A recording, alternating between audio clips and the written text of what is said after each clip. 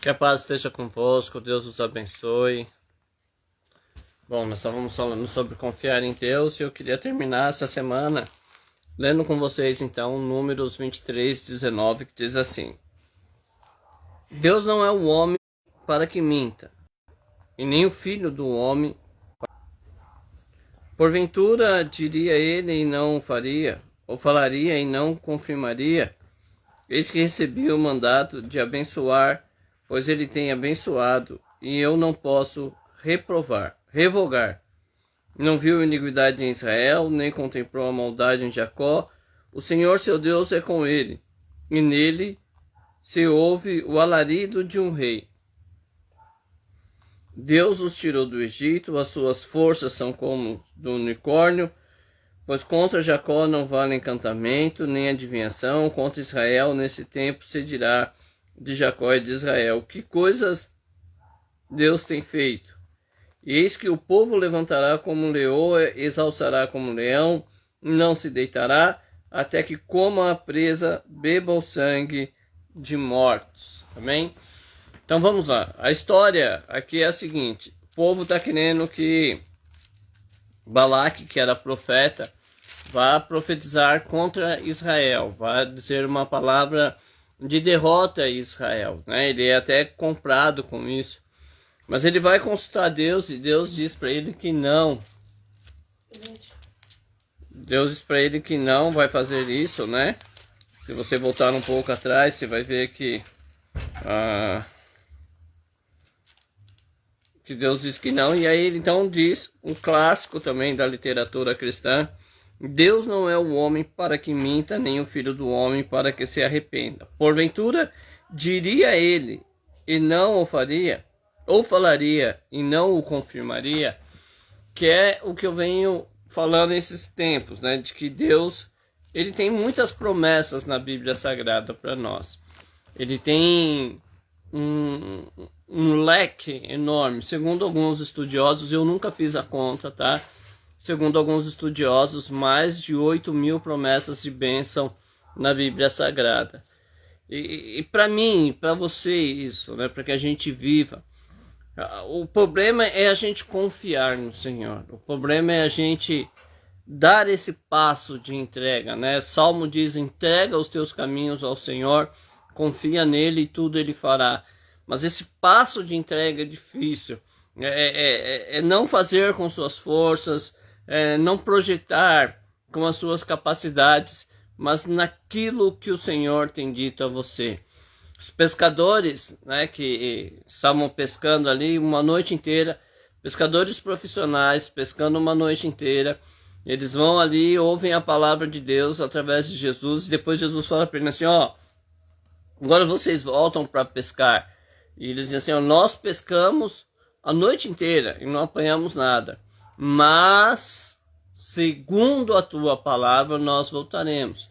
O problema não eram as estratégias, eles eram profissionais, eles sabiam como pescar. O problema não era o mar, era o mesmo mar que eles pescavam diariamente. Teoricamente, não havia nada, nenhuma razão para aquilo estar errado. E o que é pior, se eles pescavam à noite, é porque eles sabiam que era o melhor horário de pescar peixe naquele local. Aí vem Jesus de dia e dá uma palavra para ele profética, eles acreditam e vão e pescam, e tem que pedir ajuda para os barcos dos amigos, porque seus barcos estavam quase a afundar. Então nós precisamos tomar muito cuidado com isso, né? Que às vezes Deus nos dá uma direção, Deus fala conosco, mas a gente não quer obedecer aquilo, a gente quer fazer do nosso jeito. Eles poderiam fazer como Naamã, né? Naamã é um general de guerra, leproso, e aí a menina lá, né, desconhecida, sem nome, ela sussurra lá: se meu senhor estivesse diante do profeta. A mulher dele ouve, aconselha ele, conversa com ele, e aí ele decide ir, prepara lá prepara lá o seu moço, né, vai lá com ele até o profeta nem o recebe, né, o profeta não recebe. Geazi, que é o moço do profeta, aí sim agora ele entra na história, ele vai lá e diz assim: ó, ele falou que é para você mergulhar 7 vezes lá no Rio Jordão, e ele ia embora. Ah, mas vou mergulhar, ele nem me atendeu, pensei que ele ia vir colocar a mão em cima de mim, fazer um ziriguidum assim, né, e ribará, e sei lá o que passou na cabeça dele. E aí agora ainda me manda mergulhar, tantos rios melhores lá mandou mergulhar no Jordão, e ir embora. Mas o rapaz que foi com ele disse assim, oh, mas se ele tivesse te pedindo uma coisa mais difícil, você não faria, não é? E aí então ele vive o milagre, né? A Bíblia vai dizer que ele mergulhou e na 7ª vez a sua pele ficou limpa como a de uma criança. Então, ó, mas alguém ali estava orientando ele, falou, obedeça aquilo que o Senhor direcionou. Então, ficar firme naquilo que Deus direcionou é o grande segredo.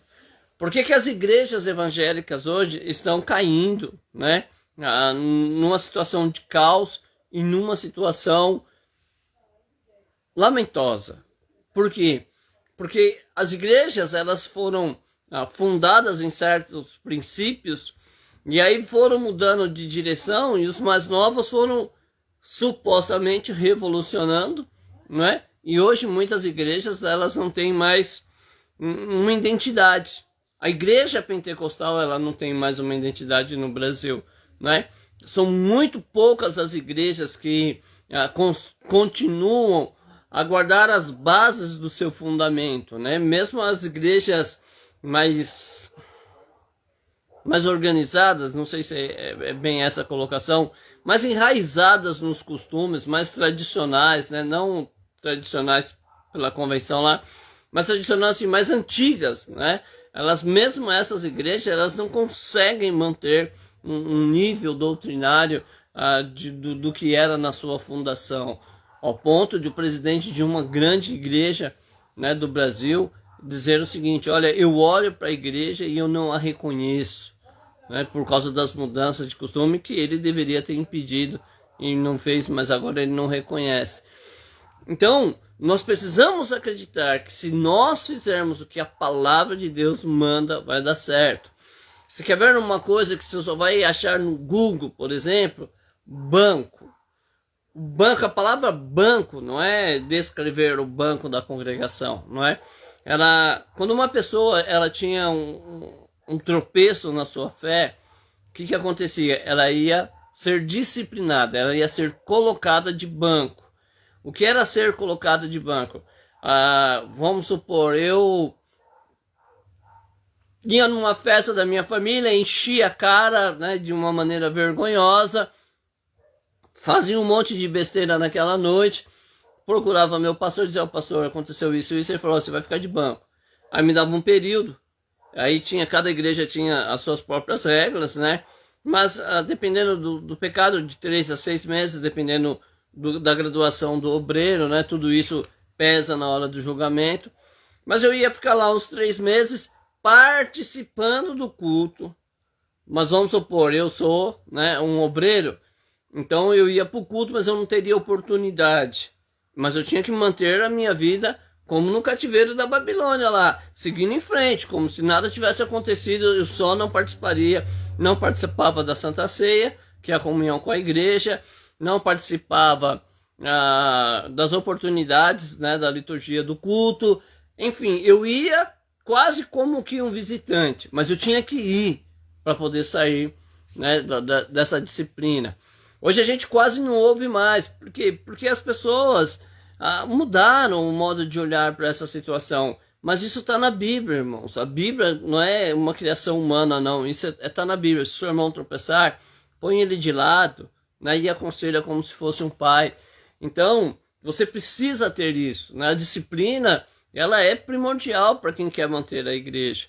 Então, hoje a gente não tem. As igrejas elas são formadas, na sua grande maioria das igrejas pentecostais, espalhadas pelas comunidades mais carentes da cidade, ou mesmo algumas mais sofisticadas, elas não têm um regulamento interno, elas não têm um estatuto, né, que determina ali, às vezes é um estatuto genérico, né, que a pessoa pega ali, copia na internet, Ctrl+C, Ctrl+V, e aí belezinha, e vai embora, e às vezes nem sabe o que está escrito, nem sabe como colocar aquilo. Então fica muito difícil, né, quando uma igreja não tem um regulamento interno, não tem suporte para administrar uma sã doutrina, né? Porque a sã doutrina ela necessita de um suporte. Alguns dizem assim, olha, o meu RI é a Bíblia Sagrada, mas ele nem sabe o que está escrito na Bíblia Sagrada. Ele não sabe o que se diz acerca de contenda, eles não sabem o que se diz acerca de rebelião, eles não sabem o que diz acerca da divisão da igreja, eles não sabem como corrigir isso biblicamente, mas eles dizem que a Bíblia é o RI da igreja. Então é muito difícil para nós hoje, né? Se a igreja, se você é pentecostal, se você faz parte de uma igreja pentecostal e quer que a sua igreja seja uma igreja viva, quer que a sua igreja seja uma igreja que demonstre, né, a glória do Senhor, que seja participante das virtudes do Espírito Santo, então você precisa se voltar para a Bíblia. Você que é pastor, você que faz parte do corpo de obreiro, participa das reuniões, né, da direção, fale isso, olha, vamos voltar para a Bíblia, vamos fazer como a Bíblia ensina, vamos esquecer essas estratégias teológicas, vamos esquecer essas teorias, né, de PNL, de filosofia, sei lá, de corporação. Vamos fazer aquilo que a Bíblia manda fazer, e a Bíblia vai te garantir que você vai ter sucesso, né? Você vai ver aí a glória de Deus resplandecer, mas você precisa disso. Não é? Quando a Bíblia diz assim, ó, Deus não é o homem para que minta, nem o filho do homem para que se arrependa. Eu quero ler textos aqui da Bíblia para que você entenda que o negócio é muito sério. Vamos lá, ó, presta atenção no que eu vou ler agora. Será que se ouvires a voz do Senhor teu Deus, tendo o cuidado de guardar todos os seus mandamentos que eu te ordeno hoje, o Senhor teu Deus te exaltará sobre todas as nações da terra. Todas essas bênçãos virão sobre ti e te alcançarão quando ouvires a voz do Senhor teu Deus. E aí a partir do verso 3 até o verso 14, então são 12 versículos que falam das bênçãos que o Senhor promete para quem ouve, guarda os mandamentos que está ordenado para que a gente guarde. Então, 12 versículos. No versículo 15 diz assim: será, porém, que se não deres ouvido à voz do Senhor teu Deus, para não cuidares em fazer todos os seus mandamentos e os seus estatutos que hoje ordeno, então sobre ti virão todas as maldições e te alcançarão. E do 16 até o 68. Do 16 ao 68. Então 68 menos 16 dá 42. É isso? 42 versículos. 40, ó, se nós tínhamos 12 que fala da bênção, 42 versículos que fala da maldição que virá quando a gente deixar de prestar atenção na palavra do Senhor e de cuidar em fazer aquilo que Ele nos aconselhou. Aí você vê muita gente que se diz cristão, que se diz ser servo de Deus, mas que tem uma vida medíocre, caótica, e que está na igreja às vezes há tempo. Aí você pergunta, mas não é crente. Não, não é crente. Não é crente. Ele segue uma religião qualquer que ele criou, né? Ou então a pessoa que diz assim, eu sirvo a Deus do meu jeito. Esse também não é crente em Cristo Jesus e não é crente no Deus Criador de todas as coisas. Porque se ele serve a Deus de um jeito, ele criou um Deus. Porque o Deus da Bíblia, ele não deixa que a gente sirva a ele do nosso jeito. Ele tem o jeito dele de nós servirmos. E é desse jeito aqui que ele deseja que a igreja hoje o adore e o bendiga e glorifique o seu nome sobre toda a face da terra, não é? Então, ele falou, se fizer tem benefício, se não fizer tem malefício, e ele não é o homem para que minta, nem o filho do homem para que se arrependa. Dessas 8.000 promessas de bênçãos que estão na Bíblia, segundo os historiadores, eu já disse aqui, algumas delas são particulares. Não adianta a gente querer reviver, não vai dar certo. Algumas são universais, ou seja, são promessas para quem quiser. Por exemplo, essa que eu acabei de ler no livro de Deuteronômio 28, é para quem quiser. Se você guardar os mandamentos, se tiver cuidado de fazer, infalivelmente você vai ser bendito ao entrar, ao sair, bendito no campo, na cidade, no fruto da sua maçadeira, no fruto do seu ventre. Você vai ter para emprestar, não vai precisar pedir emprestado. Quando você ouvir a palavra do Senhor teu Deus e ser guiado por ela, não é? Então, a gente precisa disso. Por que as pessoas não são abençoadas? Elas não ouvem a Deus. Mas e os crentes? Também não ouvem a Deus. Não é que se ouvisse a Deus, a palavra de Deus não iria falhar, não é? Isso não quer dizer, sobre hipótese alguma, que eu estou pregando um evangelho para você, onde você não vai ter a diversidade. Porque aí eu seria um anticristo, né? Se alguém prega um evangelho que você não tem a diversidade na sua vida humana, esse é um anticristo. Por quê? Porque o próprio Jesus disse, no mundo tereis aflição. Então você vai ter aflição. As adversidades da vida nos causam essa aflição. Então você vai ter a diversidade. Você vai passar por problemas de relacionamento, seja no seu casamento, na sua família, na sociedade que você convive, no lugar de trabalho, na escola, né? As crianças no colégio vão ter problema. Por quê? Porque o mundo, eles não acreditam em Cristo, eles não acreditam, né, na fé que pode mudar.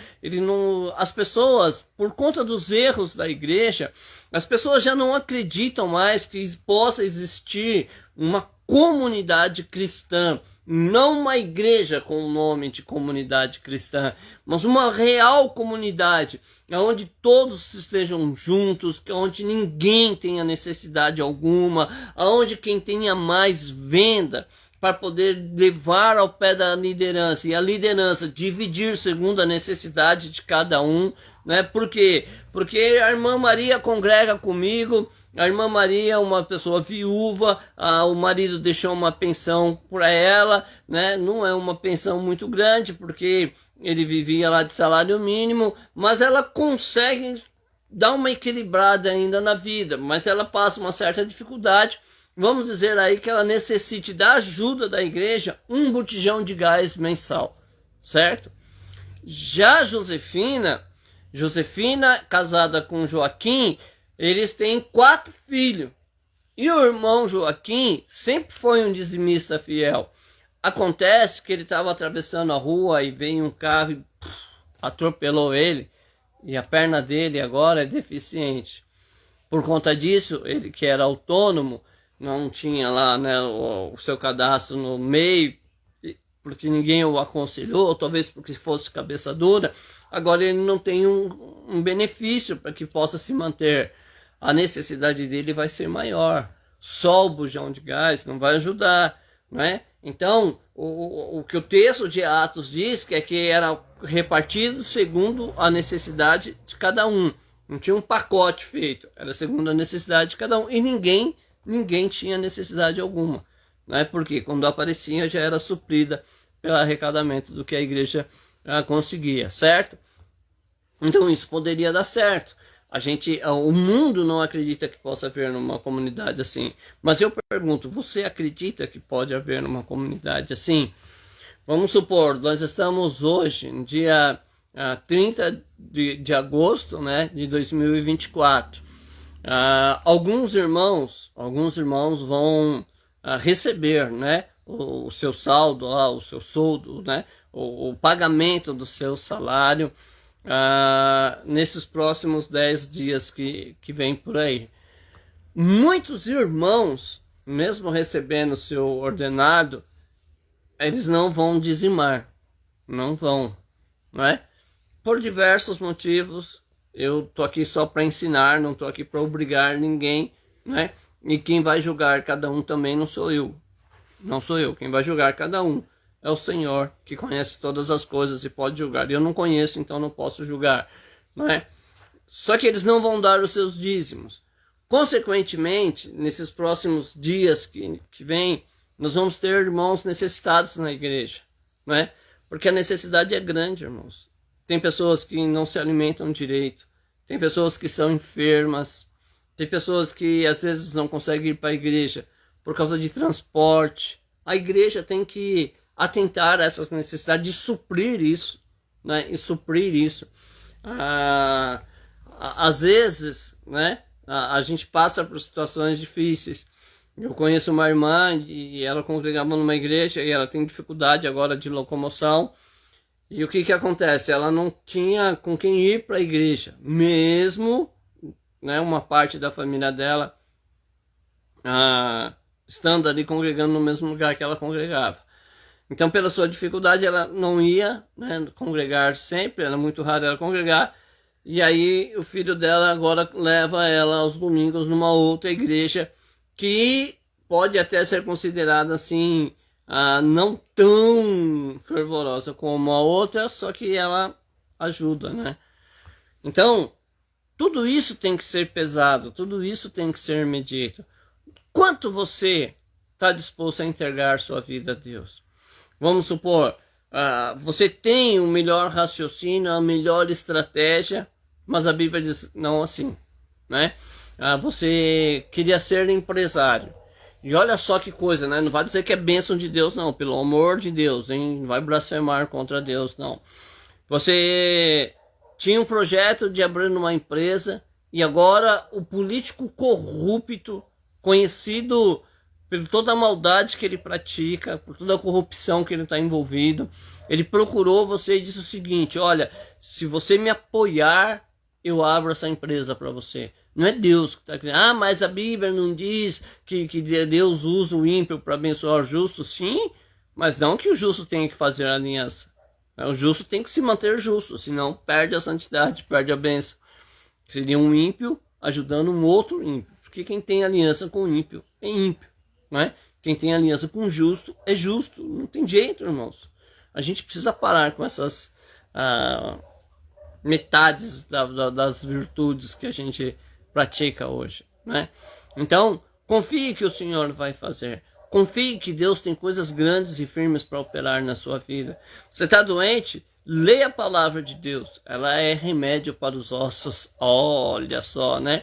Então, reumatismo, problemas de juntas, tudo isso pode ser resolvido pela palavra. E não é eu que digo, é a palavra de Deus. De quem não mente, de quem não se arrepende, de quem fala e cumpre, não é? Então a palavra de Deus, ela é remédio para os ossos. Então você tem aí de repente artrite, artrose, não pare seu tratamento até viver um milagre, tá? Porque talvez você não alcance fé para isso e você vai ter que continuar com o seu tratamento. Mas a palavra está ensinando, não é? Você tem aflição, né? Se você vive de ansiedade, olha que bacana, né? Que é uma doença que faz muito mal nos dias de hoje, ansiedade, algumas ramificações disso, né? Porque tem muita... A gente fala de ansiedade, mas não é só a ansiedade. Tem vários, hoje, né, várias doenças que envolvem a questão da ansiedade. Então, Jesus, ele dá um conselho a você. Ele diz assim, ó, lançando ao Senhor toda a vossa preocupação, porque ele tem cuidado de vós. A ansiedade vem de preocupação. Está ansioso? Lança isso a Deus, não é? Faça uma oração, diga: Senhor, olha, as contas estão chegando, Senhor. Eu não sei o que fazer, mas eu não vou ficar ansioso, eu não vou me desesperar. Se a tua palavra diz que o Senhor vai saber fazer, então eu entrego isso ao Senhor. O Senhor disse que eu devo entregar as minhas preocupações, elas estão aqui diante do Senhor. Liste todas as suas preocupações. Agora diga assim: Senhor, eu confio que o Senhor irá fazer. Mas tem que confiar, não é? Não é só falar, porque Deus não se encanta com as palavras dos nossos lábios, irmãos. Deus não. Deus, ele não se encanta se eu vou falar o magnânimo Deus, ou se eu dizer Pai, né? Para ele, talvez o Pai, se dentro do meu coração foi com sinceridade, vale muito mais do que as palavras acadêmicas que tornam aí, né, um embelezamento na minha oração, mas que no fundo é só isso mesmo, é só um embelezamento, às vezes nem tem sinceridade, né? Então a gente precisa entender isso. Confia no Senhor, não é? Você está em crise social, né, em crise existencial, Vou te dar uma dica, meu querido. Preste bem atenção nisso. Isso pode salvar a sua vida, ok? Então vamos lá. Qual é a crise existencial? É aquela velha questão de William Shakespeare, né? Qual que é? Ser ou não ser? Eis a questão. Eu sou ou eu não sou? Não é? A quem sou eu de verdade? Vou dar uma dica para você. Leia a Bíblia. A Bíblia vai dizer exatamente o que o seu Criador diz que você é. E se o seu Criador diz que você é, confia nele. Acredite nele. Se ele está dizendo é para isso que eu te formei, acredite nisso. Se ele está dizendo assim, ó, eu te vi no ventre da sua mãe, te chamei pelo teu nome, eu tenho coisas grandes e firmes para fazer através de vocês, eu sou poderoso para fazer infinitamente mais do que tudo que você pede, de que tudo que você é capaz de pensar. Então acredite nisso. A Bíblia vai dizer que ele fez você para a glória do seu próprio nome. Acredite nisso. A imagem e a semelhança dele, acredite nisso. Não é? E você vai parar com essa crise existencial. Você vai ver que você vai se perceber amado de Deus, obra perfeita das mãos dele, não é? Mesmo que fisicamente não o seja, né, você pode muito bem viver esses milagres abertos de Deus. E a ansiedade, então, vai ser curada. A crise existencial vai ser curada. Você tem crise familiar? Primeira pergunta, você está fazendo o seu papel bíblico na sua família? Você, marido, você é o homem da sua casa, você é o provedor da sua casa, você é o sacerdote da sua casa, você tem a submissão da sua mulher e a submissão dos seus filhos, então glória a Deus por isso. Por outro lado, e as irmãs vão pular alto agora, mas tudo bem, confia no Senhor, porque é a palavra do Senhor que diz que vós, mulheres, sejais submissas em tudo aos vossos maridos, como se fosse ao Senhor, não é? Então, você é submissa. Eu conheço, irmão, se eu errar a porcentagem, me perdoe, mas eu arrisco dizer que mais de 60% das mulheres cristãs evangélicas hoje, elas não são submissas aos seus próprios esposos, e aí então não vai dar certo, não confia no Senhor, não faz o que o Senhor manda, vai dar ruim. Vai. Tem que ser o que Deus manda. Mas irmão, Alexandre, olha que herege que você é. O mundo mudou, a sociedade mudou, a cultura mudou. Deus é o mesmo e não mudou. Ele é ontem, hoje e eternamente. Ele não vai mudar, não tem sombra de variação em sua sabedoria. Irmãos, pare!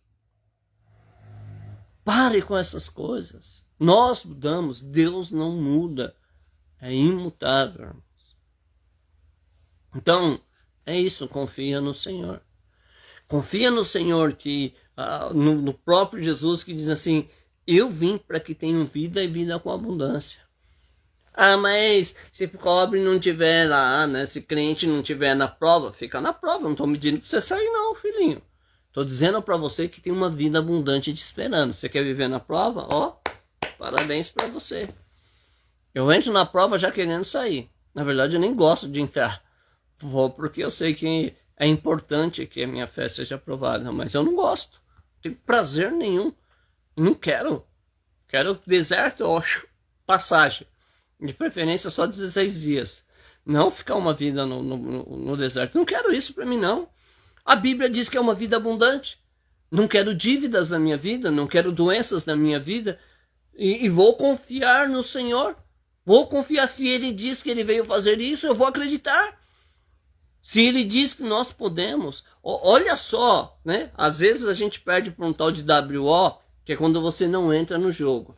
E aí eu ouvi isso de um pastor chamado Marley Murdock, né? Que o cemitério é o lugar mais rico do mundo. Lá está cheio de livros que não foram escritos, canções que não foram cantadas, empresas que nunca nasceram, sonhos que foram sepultados. Por que isso aconteceu? Porque as pessoas não acreditaram que era possível. Mas Jesus, ele garante, há uma garantia de Jesus. Tudo, mais uma vez, tudo é possível ao que crê. O que, Alexandre? Tudo é tudo, meu irmão. Tudo é tudo. Não tem como fracionar tudo. Tudo é tudo. Tá acabado. Então acredita, mas eu queria ser um empresário. Você pode, se você crer, você pode. Mas eu queria ser um pastor cheio do Espírito Santo. Eu queria que na minha igreja, quando houvesse um culto, estender as mãos e milagre acontecer. Você pode, acredite. Eu queria que a minha igreja voltasse a viver sinais e maravilhas, onde as pessoas fossem unidas, onde o amor fosse verdadeiro. Pode. Acredite, tudo é possível ao que crer, tudo é possível, nada pode impedir isso, é a palavra de Deus, irmão. Mas você precisa confiar, não é? Ele não mente, se ele falou, ele vai cumprir. Clama a mim, responder-te-ei. Falei nessa série sobre isso. Não é? Se as minhas palavras estiverem em vós e vós estiverdes na minha palavra, pedireis tudo e tudo será feito. Boa noite, Nathalie, tudo bem? Então, é tudo o que você quiser pode acontecer. Quem disse isso? Eu só repeti, mas está tudo aqui escrito, irmãos, para você conferir. Será que é verdade que está escrito isso? De repente você ouviu falar alguma coisa e você não lembra onde está, nunca leu, entra aí depois, né? Diga, eu queria saber onde está escrito esse tudo é possível que crer. Eu queria saber onde está escrito que se eu estiver na palavra de Deus e Deus estiver na minha palavra, eu posso pedir tudo e Ele fará para que a alegria dele seja completa. Mas eu não tenho que fazer aquela oração santa e dizer assim, se for a sua vontade. Ele já está dizendo, é a minha vontade fazer tudo. Quando ele escreve o Salmo, ele diz assim, olha, entrega os seus caminhos ao Senhor, confia nele, tudo ele fará, tudo ele fará. Aí ele diz assim, deleita-te também no Senhor, né? Deleita-te também no Senhor, e ele satisfará o quê? A vontade dele, o plano que ele escreveu para você? Não, ele satisfará o desejo do teu coração.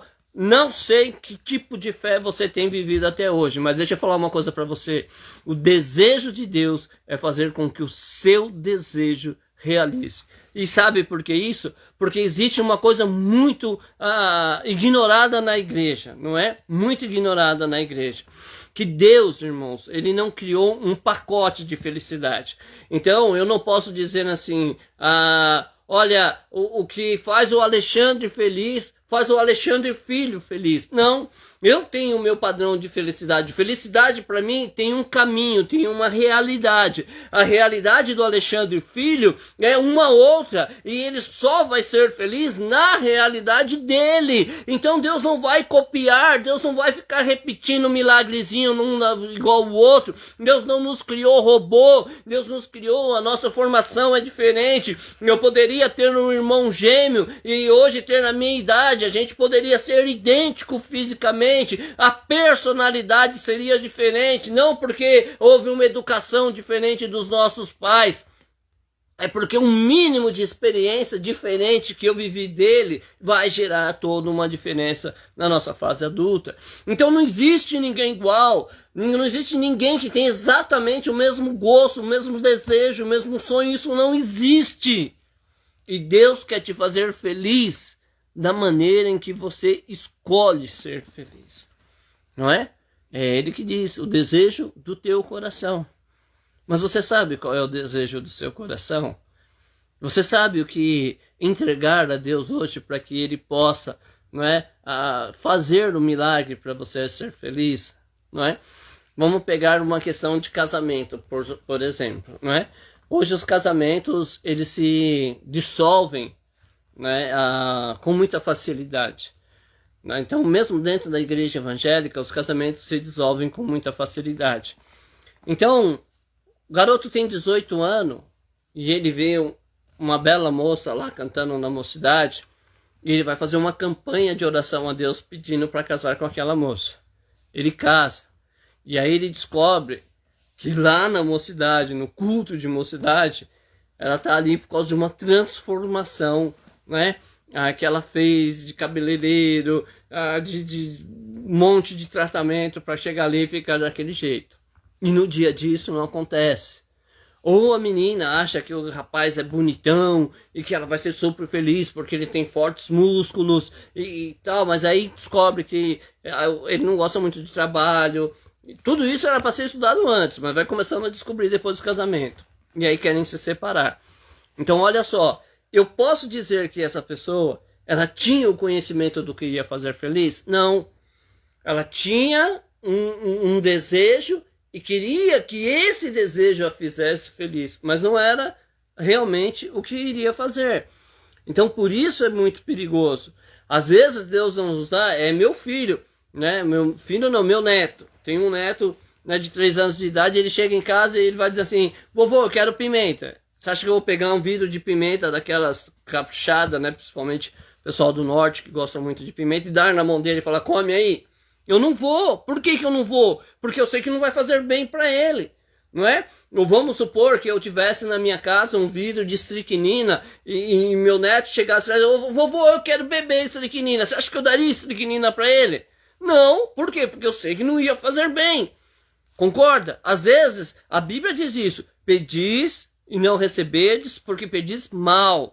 Então, primeira coisa que você tem que fazer é bater um papo contigo. Coisa de doido, coisa do salmista. Ó minha alma, por que te perturbas dentro de mim, ó minha alma? Espera no Senhor, espera no Senhor, confie no Senhor, né? Nós vamos viver um tempo de milagre. A gente precisa ter esse papo com nós mesmos. E aí começa então a descobrir o que você quer, o que realmente te faz feliz. O que te faz feliz de verdade, não é?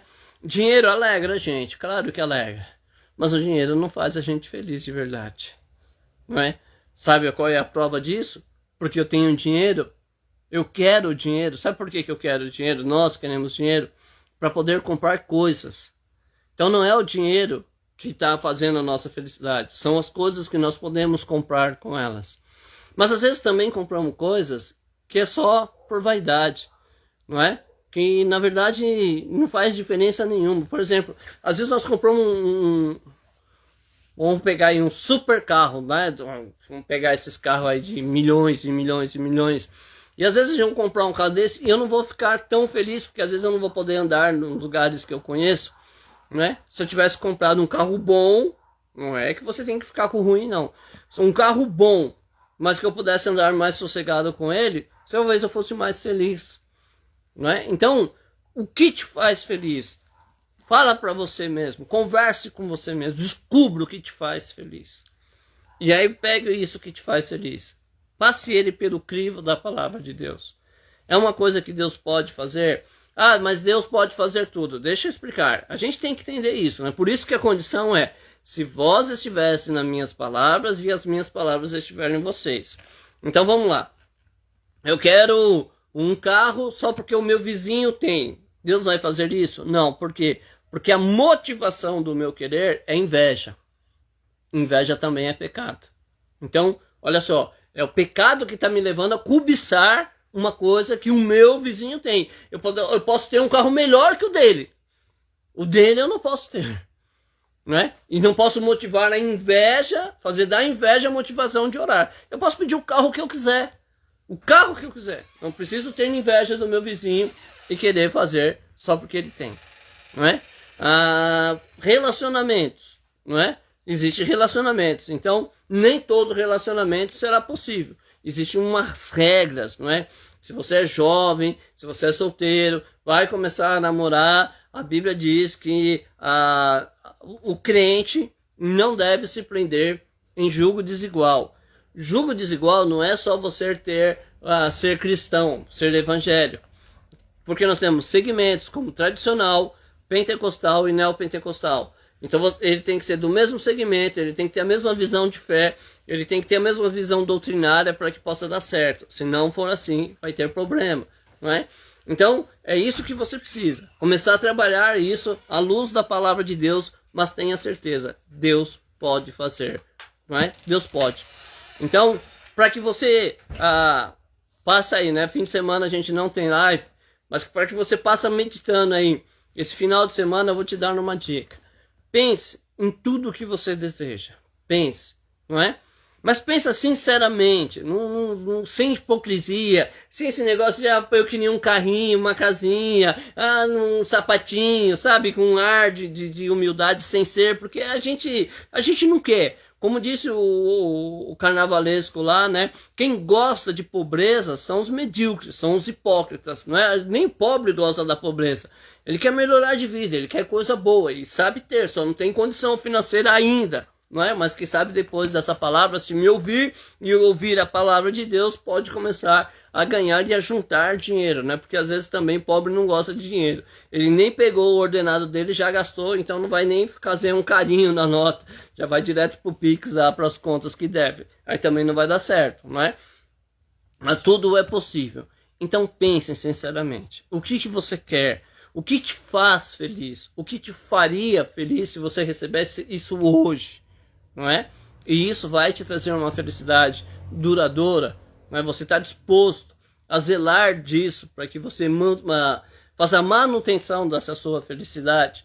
Então pare e pense que Deus pode fazer, não é?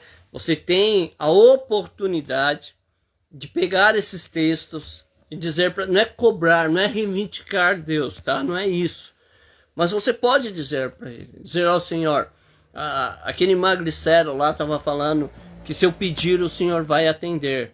O Senhor pode me fazer isso? E você vai ver que Ele pode, né? Ó Senhor, eu estou aqui pedindo uma mudança na minha família, porque o teu servo diz que o coração do homem está nas suas mãos e o Senhor inclina para a esquerda ou para a direita, como lhe apraz, Senhor.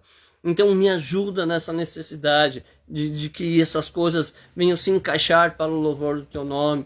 Eu quero ter paz, eu quero ter saúde, eu quero uma vida financeira melhor, eu quero relacionamentos melhores, eu quero poder deitar na minha cama e ter o sono do justo. Eu não sei o que te falta, eu não sei quais são os seus desejos, mas pense nisso, não é? Pense nisso e creia que o Todo-Poderoso te falou ao seu coração que você pode viver coisas grandes e firmes que você ainda não sabe, coisas que não subiu ao seu coração, seus olhos não viram, seus ouvidos não ouviram, não subiu ao seu coração, mas Deus tem preparadas para você. É só você acreditar. Amém? Deus abençoe a todos. Deus abençoe a nossa irmã Nathalie, minha amiga pastora Marisa, que Deus abençoe você grandemente. Jeane acabou de entrar, né? Que Deus abençoe também, Jeane, grandemente sua vida. E ore por nós, ore, né, para que a gente possa continuar a falar da palavra de Deus, para que o nome de Deus seja glorificado e, sobretudo, tome posse, não é? Eu acho que o que mais me motiva a fazer essas lives é querer que você viva os milagres da parte de Deus, como estão escritos nos livros da história, como estão escritos na Bíblia Sagrada e como Deus promete para mim e para vocês, em nome de Jesus. Deus abençoe, até segunda-feira, se Deus assim nos permitir. Beijo no coração de todos.